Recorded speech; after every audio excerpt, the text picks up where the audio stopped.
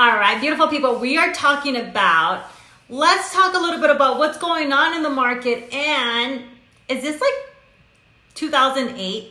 All right, so today's market is nothing like 15 years ago. And where are we talking about? Why are we saying that? Just because everybody has kept on saying, oh no, this is just like 2008.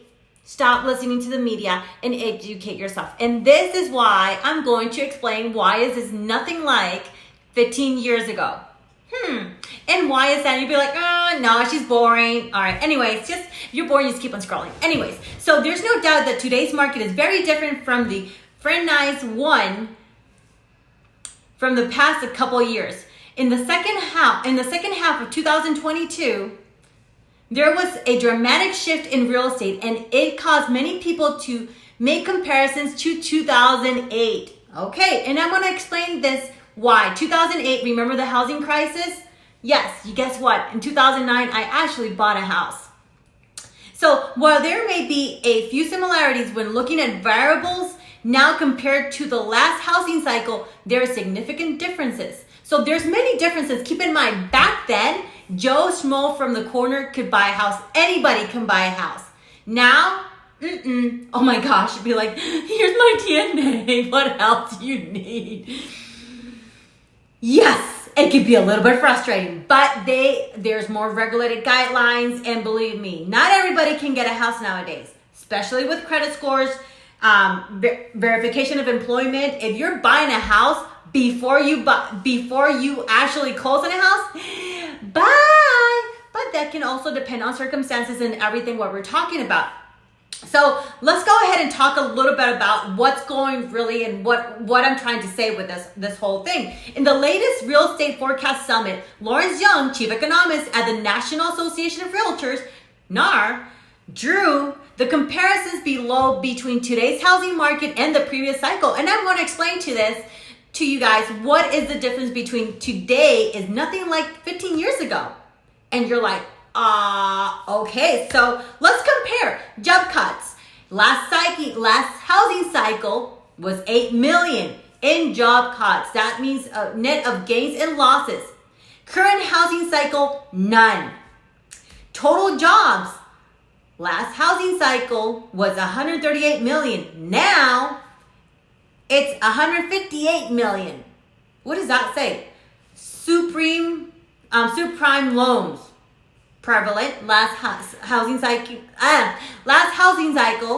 Now current housing cycle, virtually none. New construction. Oh my, are you guys ready for that or not?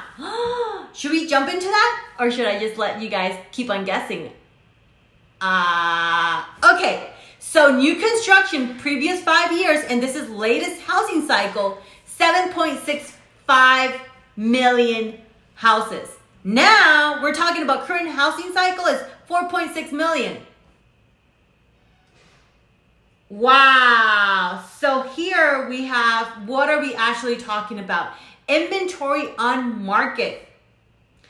So inventory on market, last housing cycle was a 3.8 to 4 million houses on the market. Now in the current situation, in the current housing cycle, guess how many?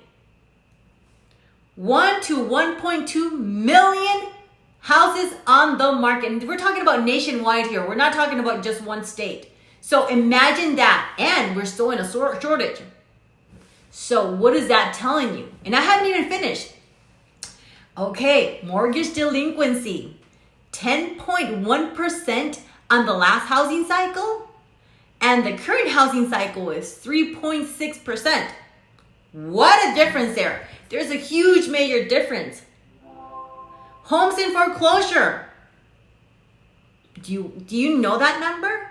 Last housing cycle was 4.6%. That's almost a 5%. I know I'm rounding. But in the current housing cycle, oh my gosh, I don't know if I can tell you this number or not. Are you guys ready? 0.6%. So looking at the facts, because these are facts that I'm telling you guys, is today's very different than the housing market of 15 years ago. So if you're telling me that this housing market is going to crash and everything's going to come tumbling down and this is going to be like 15 years ago. I am stating you the facts of what's really going on here. So there's opportunity in real estate today. Of course there is opportunity, but are you actually taking advantage of that opportunity or not? So in today's market with inventory rising and less competition from other buyers, there's more opportunity now than ever before, especially during the 2.5 years. So according to David Stevens, former Assistant Secretary of Housing says, so be advised, this may be the one and only window for the next few years to get into a buyer's market. And I'm going to repeat this again. So be advised, this may be one and only window for the next few years into a buyer's market. And I'm going to tell you this again. This may be the one and only window for the next few years to get into a buyer's market. I said this 3 times, people. And remember, as the Federal Reserve data shows, home prices only go up and always recover from recessions.